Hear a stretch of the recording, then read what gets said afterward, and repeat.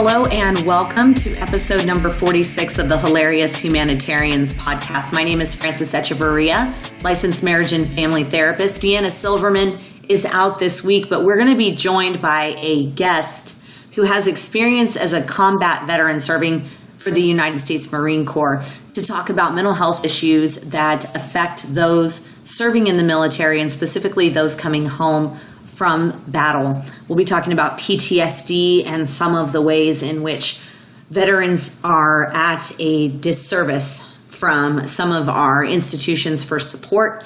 And we'll be jumping into that in just a few minutes with Carlos, who's going to be joining me on the podcast. Before we get started, I want to say thank you for listening. If you're looking for us online, you can find us on Instagram, Humanitarians Podcast. You can also find Deanna using Hilarious Humanitarian and Humanitarian Mom, and myself, Shut Up Skippy.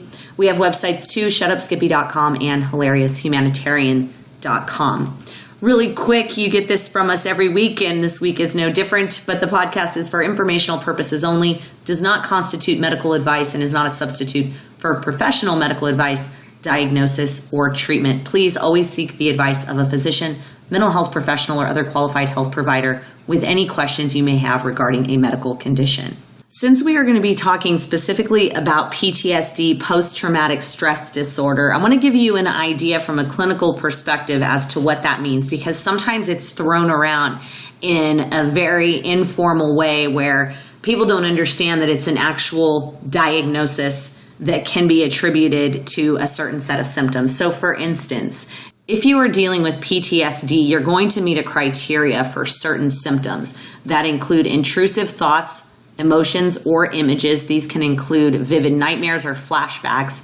Also avoidance or numbing. So for instance, people could avoid things or other people that remind them of the trauma, feel emotionally detached from the people around you, or block out parts of the traumatic experience. There's also hyperarousal, which is, I want you to think of if a firework goes off, all of a sudden that leads to this startle response that's over-exaggerated. Being jumpy, easily startled, having panic attacks. Irritability is something that we're going to touch on with our guest coming up, and also it can impact the ability to sleep. There are a lot of interventions that can be used for PTSD, including trauma processing therapy is helpful. EMDR is a certain therapeutic approach that can be useful for processing trauma-related issues. And things like mindfulness, meditation, those types of things, finding support groups and ways to connect with your body and the world around you can be also very helpful in dealing with PTSD. Also, another thing that I'd like to explain before we get Carlos to join us on the podcast is why traumatic memories are so vivid. You might not be able to remember what you ate for lunch 4 days ago or who you talked to on the phone a week and a half ago, although we don't talk on the phone very often, so maybe you do remember. But traumatic memories are stored differently in our brain. You can think of them as something that's in a lockbox. And when that memory is triggered, the details are all in that lockbox. They're formed and stored in our brains in a very specific way, often as a survival mechanism, right? Like we remember these things so that we don't put ourselves in situations that could be equally traumatic, at least kind of evolutionary wise. Like if you heard a big cat in the forest and you knew you were going to get attacked by it, anytime you heard a startle in the bushes, you'd go, oh my gosh, that's danger.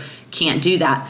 Can't go there. Well, what happens with traumatic memories is they are stored in these very vivid ways. So things like sights, smells, sounds can unlock these boxes and can become very, very real. Our brain forgets that the actual event happened prior. It takes us right back to that place and puts us into this place of panic and fear. And so when we're talking about this in regards to PTSD and veterans, it's important to keep this in mind because although veterans may can't come home to a safe place, those memories when they come in barging in feel very real. And to be able to just tell somebody to, it's fine, don't worry about it, you're here now, you're not in Iraq, you're not in Afghanistan, it's not incredibly helpful in those moments. The U.S. Department of Veteran Affairs has released some research, in regards to PTSD. And it says about 7 to 8% of the population will have PTSD at some point in their lives. About 8 million people have PTSD during a given year. And there's only a small portion of those who have gone through a trauma, because you don't have to necessarily experience a near-death experience or incredibly scary, threatening situation to develop PTSD. It has to feel like you were in danger, or someone you love, or the people in your circle were threatened, really, is like the easiest way I could break that down. And we also need to think about trauma can be displacement. Kids in foster care deal with trauma when they are removed from their families. Car accidents can be trauma. Medical procedures can be traumatic. So it's not necessarily just being in a wartime setting. So I want to kind of clarify some of that, although we are going to be talking to Carlos, who has served actively in war-torn countries. One other thing that I want to bring up is that 10 out of every 100 women develop PTSD sometime in their life, compared to about 4 of every 100 men. So trauma can impact women differently than men.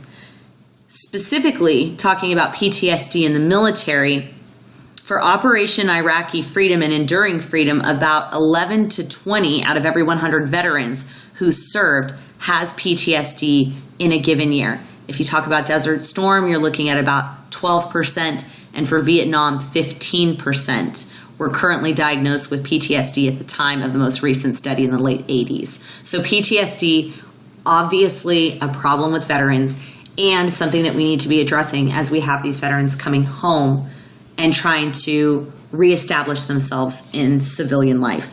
So now that you've just digested all of that information, I'd like to introduce to you Carlos. Okay, so for this portion of the podcast, I'm joined by Carlos, who has served as a Marine. Hello. So 4 years active Yes. duty in the Marines. Yes. All right. So tell me, how did you become a Marine? Did you grow up wanting to do that?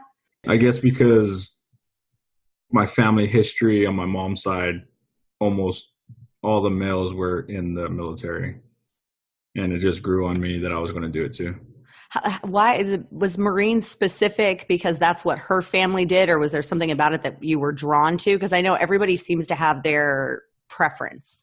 It was more that I knew the Marine Corps was first to fight at the time.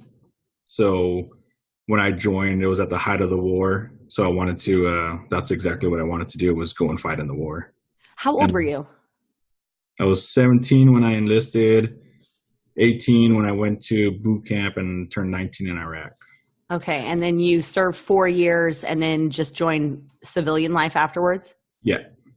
Okay. So what we have you on here to talk about is PTSD specifically, but I don't know, I'm going to let you kind of lead the way on how much you want to share in terms of your military experience and how that shaped you, because over here on this side as a civilian, I'm going, oh my God, the impulsivity of a 17, 18-year-old, your frontal lobe's not fully developed at that point to be able to, make big decisions. And here you are signing up and literally running into battle to protect your country. So can you tell us a little bit of your story? 17 is a young age to potentially die. Yeah, it is. I think that's one of the reasons that they accept such young people into the military, because we're not fully developed and we don't essentially think for ourselves. They get to mold us to what they want. Barking commands is easily followed by a bunch of youngins. And if you have a 30-year-old out there on the battlefield and someone's telling you to do something, I'm sure you're going to second guess it and ask them why. Whereas a 17 or 18-year-old is just going to be like, okay, I just wanted to do it. Yeah. What was it like to say goodbye to your family? That was probably the longest time I've never seen my family. And I found it very easy because I knew this is what I wanted to do. Now, your experience overseas, you said you served in Afghanistan? Iraq. Oh, in Iraq. Okay. What was your day-to-day life like in Iraq? Considering I was Marine Corps infantry, front lines guy, we would conduct patrols like every 4 hours, do 3-hour patrols, come back to base, rest, and then go back out and do patrols again.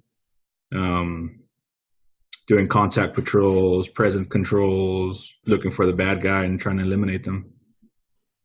Was there any sort of discussion about what kind of impact that has on you emotionally and mentally on a day-to-day basis, or?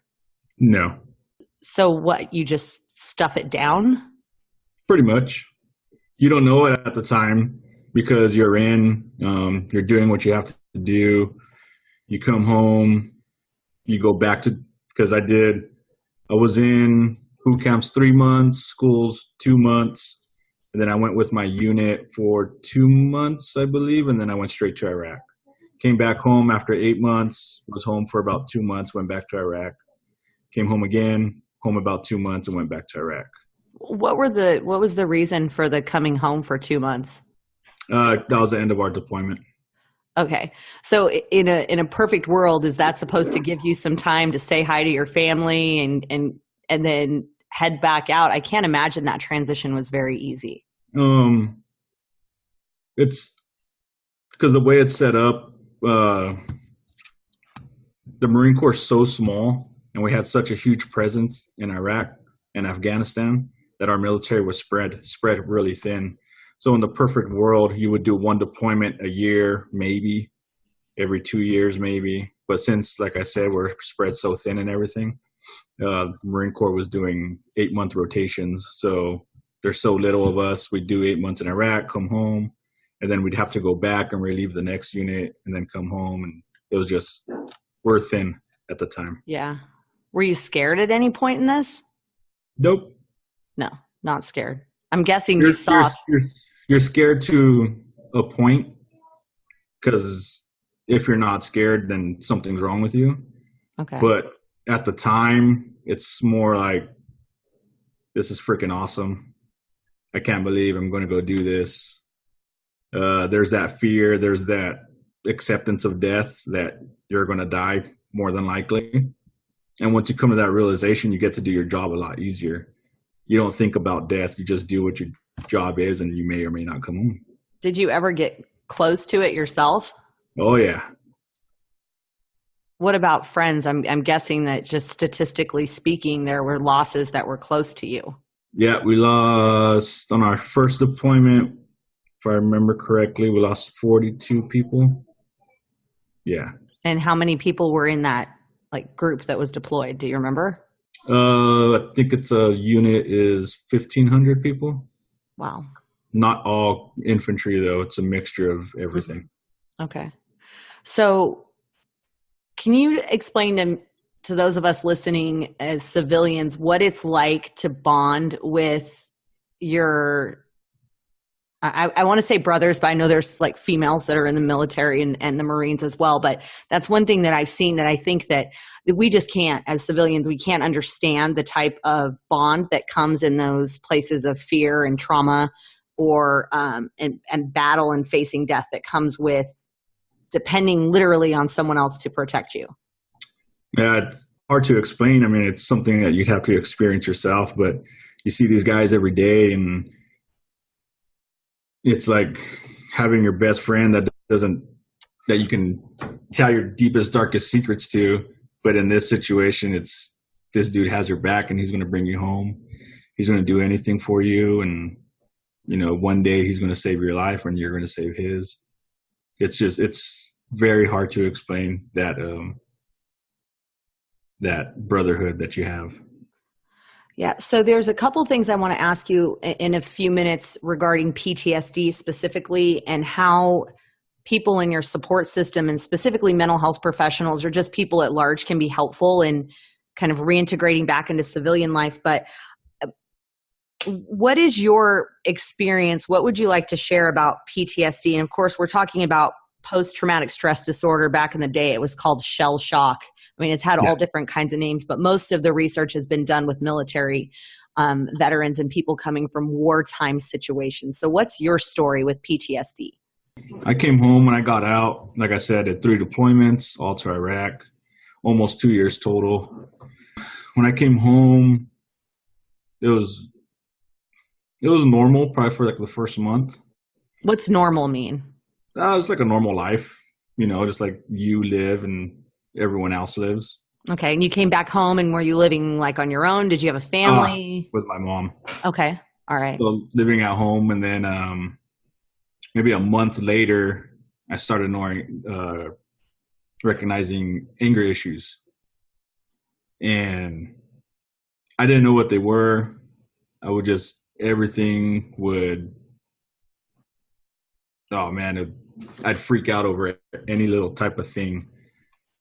Road rage, things that you shouldn't flip out over, I would. And what did that look like when you would flip out? Like screaming, yelling, destroying things? Frustration, very, very frustrated. That's how mine was. Really bad anxiety. The anxiety to where you can't breathe, you don't know what's going on. Have to go outside and take an hour-long walk just to calm down for the anxiety. Mm-hmm. No sleeping. I still can't sleep today. Pretty ridiculous. Really? I mean, this is how many years later? Since 2007.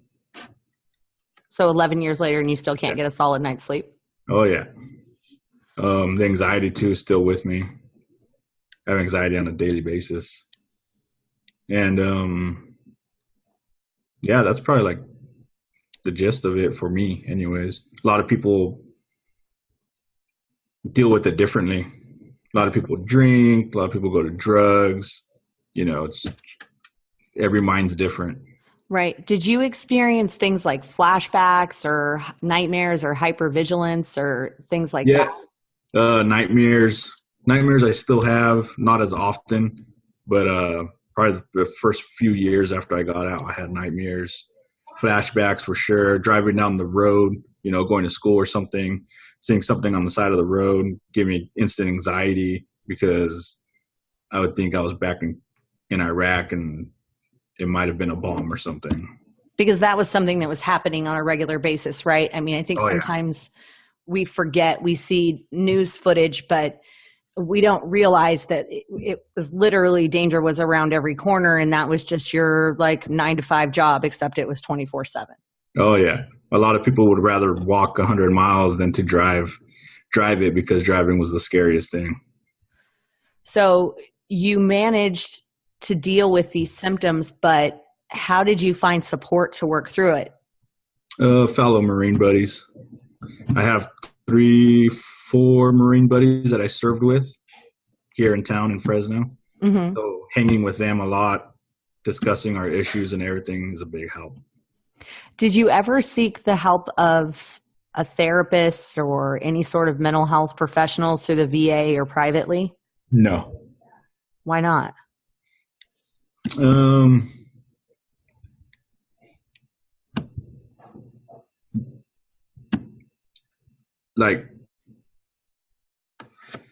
don't know. It's hard to talk to someone about things that you experience that person didn't experience. It's like, why would I go to you and tell you, that a bomb hit me and it made me feel this way, and then you're over here giving me advice as to how I should fix that when you didn't even experience yourself. So, yeah. Oh yeah. And I know that this is a big barrier between people coming back from military duty or even wartime situations, trauma situations that involve such grand scales of violence. I guess from my perspective as a mental health professional, look, I'm not even trying to pretend I understand what that's like. I absolutely do not know that. But I do know the science of trauma and the way it's stored in the body and the way and interventions that can be done to help manage things like PTSD and anxiety. And so I don't know, maybe I'm being ridiculously and ignorantly optimistic, But I just wonder if there is some way to help bridge that gap. Like, I don't need to sit over here and pretend to give you advice, but I understand how the brain works and how trauma is stored. And so could that be helpful? Something? I don't know. Yeah, that's a good advice for dealing with anxiety and things like that. Mm-hmm. Totally, I totally understand and respect that. But it's just talking to a civilian about things that I did in the military, it's a no-go. Yeah. So do you think that there's a place somehow where people who have served in the military, if they got into mental health fields and then... I have a friend that is in mental health, and he works at the VA. Okay. And we were in at the same time, not in the same unit, but he experienced a lot of what I experienced. Mm-hmm. And it helps when I talk to him because he understands everything that I experienced because he went through it too. And then he gives me advice in return, how about you try this? How about you try that? So forth and so forth. And it really helps. And I feel comfortable talking to him because I know that he experienced the same that I did. Yeah, I've found in working as a clinician, I've been really open with my experiences with depression, anxiety, and divorce, or working in the addiction field and the stuff with that. And usually, there's this thing about you don't want to get too personal with your clients, but there is something about recognizing if your therapist has gone through what you've gone through, whatever that might be. I guess the more I think about it, the more I think of part of this plan of getting people back into civilian life. I mean, I know that they give people who've served in the military, opportunities to go back to school and stuff, but is there a way to try and channel some of that more into the mental health field? Because there are so many legitimate studies that show the mental health issues that veterans like you are dealing with. And I mean, the suicide rates, the rates of drugs and alcohol addiction, and it's like, how do you fix it? Because we send you over there to protect us, and then we bring you back with all these issues and nothing. Yeah. So how do you talk to your family about this stuff? I mean, I've heard some little people sounds in the background. So I'm guessing you've got a family. Yeah. I have 3 little ones. Okay. How old are they? Like youngest? Just 5, 4, and newborn. Oh my gosh. You've got your hands full. That's why I asked you if we could push it back to 7:30 because I had family here with the newborn. Okay. Well, so life has changed, even though your old life is still literally kind of haunting you. But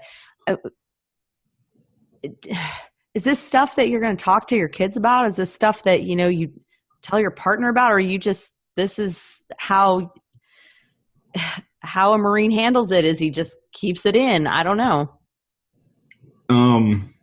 So when me and my wife started dating, that's probably like when I was going through a lot of issues. Mm-hmm. And I'm surprised she stuck around, but, she's a nurse and, she understood, I think. Right. One of my biggest fears was, having kids because I didn't know how I was going to react with them, with my patience level and, my anger and anxiety and all that. And, I think I handled it pretty well. I know sometimes I find myself short-tempered when I shouldn't be.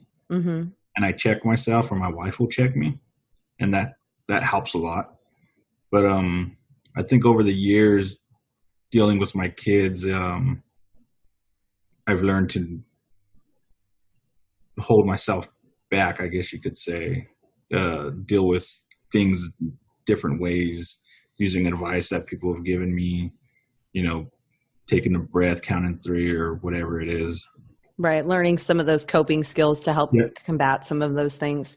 I wanted to bring up, I don't know if you had heard about this, but a couple of years ago, there was a documentary that was put out called Project 22, and it was all over social media. They were doing this campaign to kind of raise awareness, and it was people doing like 22 push-ups. Do you remember this? Yeah. At all? Yeah. And it was to raise awareness for the fact that every day 22 veterans die by suicide. So that's where I circle back to trying to find something, some sort of answer to help deal with this PTSD, because what's it like when you come back, when you're done with your 4 years? Is there a class you take on how to cope? Is there? When I got out, there was a transitional courses. I think it was 3 or 4 days, but it was pretty much them saying, this is what's going to happen. You're going to get out. Here's a resume building class. Go to the VA, apply for benefits. And that's pretty much it. But as far as like mental health, hey, you may or may not have these problems and all that stuff, that didn't exist at the time that I got out. I don't know about anything new, if new policies have changed or anything. But in 2007, that's how it was when I got out. It'd be interesting to find out about that. I know there's been a push for adding more mental health services, knowing the things that they know now. But again, I wonder if the resistance and the stigma for mental health services is hard enough as it is, but then you put it into a community like the one you came from. Or the other thing I see is a lot of law enforcement people that are hesitant to engage in services because what that could mean, especially for, if you're going to see a doctor, a psychiatrist, a counselor, and if, your job requires you to carry a gun on a regular basis. Yeah. What disservice are we doing to these individuals? So it's a lot harder too for infantry guys, because we go in, we're training to blow things up and kill people. And then when we get out, it's like, what do we do now? Our skills that we developed for 4 years was learning how to kill. That's all we did, was learn how to kill. Whereas other people in the military, they go for aviation mechanic or computer skills, or, they have other jobs that are actually skills that they can bring to the civilian world. And for infantry guys, it's just 20 times harder, because what are we supposed to do? And that's why a lot of infantry guys go to be a cop, because that's the closest thing that to an infantry job. That matches. Yeah, that matches. And you're over here, 2 years in Iraq, and then coming out, going to school to be a cop. And now this cop's on duty with PTSD and all this other stuff. But that's the closest job that we have for our skills, for our skill base. What else is there to do? What did you do? Went to school and went in and out of school, had a bunch of different jobs. And now I'm pretty much operations manager at a brewery. Okay. Do you like what you're doing now? Oh, I love it. Okay. But I'm guessing, that took some time, right? Yeah. And I like it too, because I'm pretty much on my own program. I don't really answer to anyone. I make my own schedule. Okay. So we have to keep in mind then, I think, and that's important, is any sort of job setting is certain personalities are drawn to certain job settings, right? Yeah. So man, God, there's so many questions I have and I don't even know where to start. What do you wish you would have known then that you know now? It's been, you said 2007, it's been 11 years. Mm-hmm. And you're in a good place. You got 3 kids. Obviously your wife likes you. She keeps having babies with you. And you're in a good job that you like now, but what would have been helpful when you were getting out? Probably a warning on the mental health. Like, hey, you experience this when you get out. You may have these symptoms. You may have anger issues, depression, anxiety, whatever it is. And here's what these issues are. Here's how you can help. Go to the VA, get help, yada, yada. Or to be honest, I don't freaking know. Right. Well, and I think that that's something worth bringing up in just conversation, because I'm not saying that we have any answers, but clearly there's a problem, right? Yeah, but with war, there's always going to be a problem. You're taking a bunch of people and training them how to kill as many people as possible, as fast as possible, surviving for your own life and your buddies. You're going to have problems. Right. You're always going to have problems. Absolutely.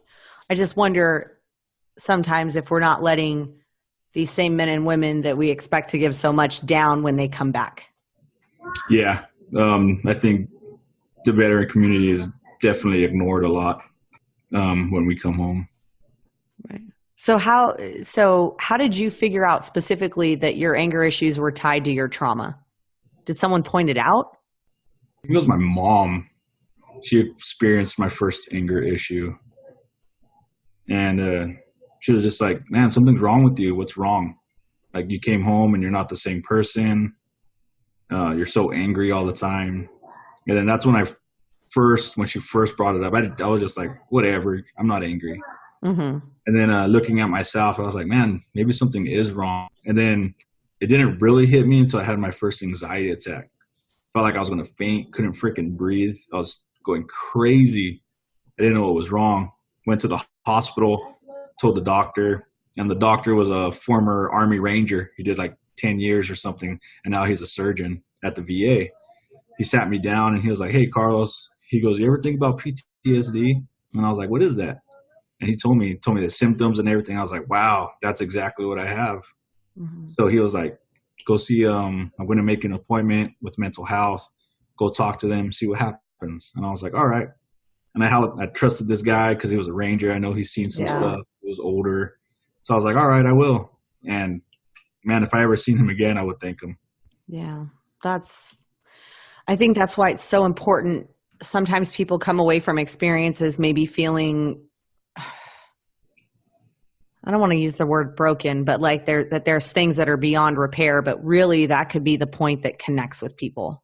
Oh, yeah. And so I'm grateful that you had that experience, because clearly it was pivotal in at least understanding your symptoms so that you could then address them in the way you need to do it. Because the reality is not everybody needs, or not everybody's going to want to do mental health in terms of a counselor and a psychiatrist and all that stuff.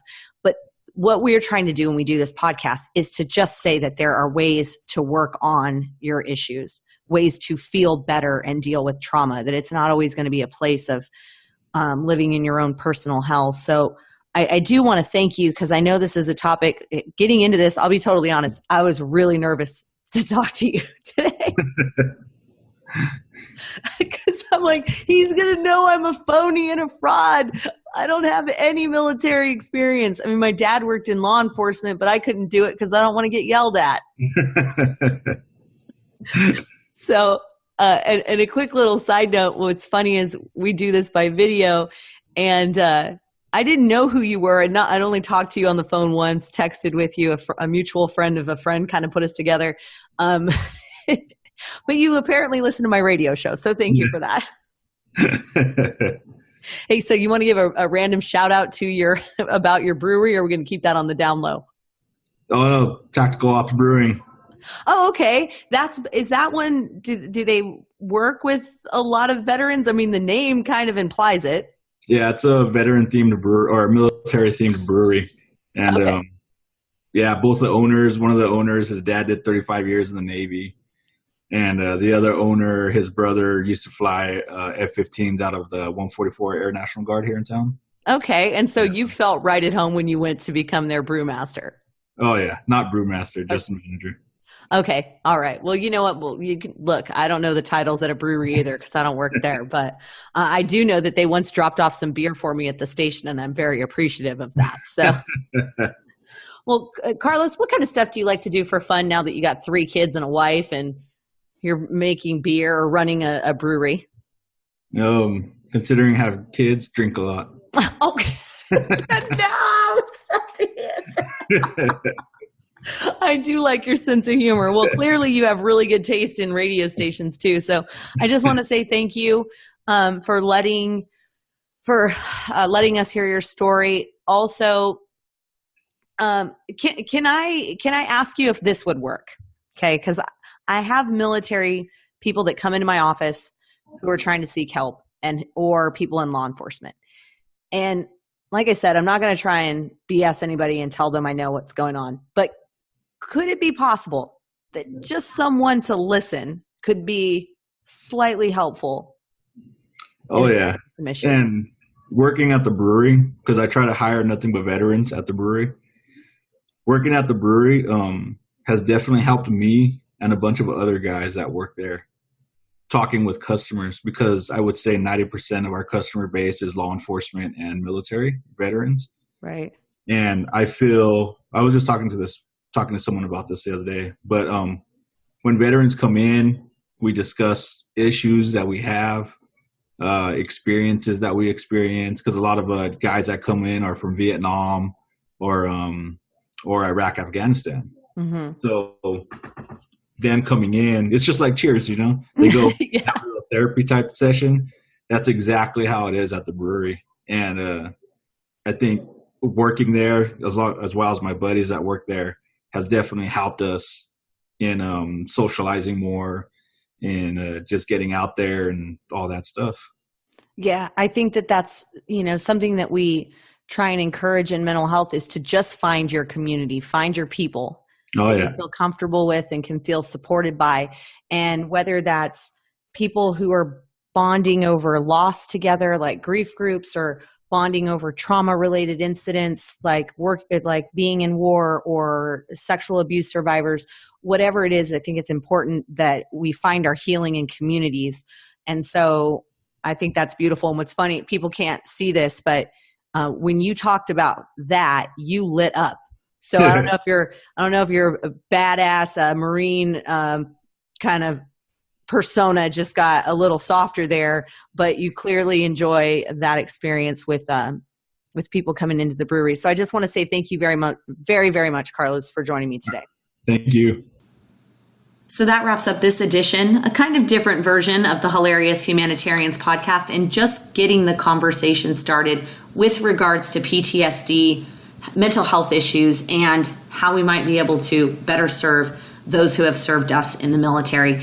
One more thing I want to mention before we go, I brought this up during the interview with Carlos, is a documentary called Project 22. You can Google it. It was done by two men who served in the military, who both dealt with PTSD, and they traveled across the United States to raise awareness for the 22 servicemen and women per day that die by suicide, often because of the wounds, emotionally and physically, that they bring back from service, especially in war-torn countries. So you can find Project 22, find it online. It is a great, great documentary. It also offers a lot of insight into holistic, non-medical ways to treat PTSD, because sometimes there is a predisposition for giving medication for people that are dealing with mental health issues. And of course, we send that, that's for the doctors to talk about, but they cover everything from team building and sailing in the San Francisco Bay to equine therapy to arts.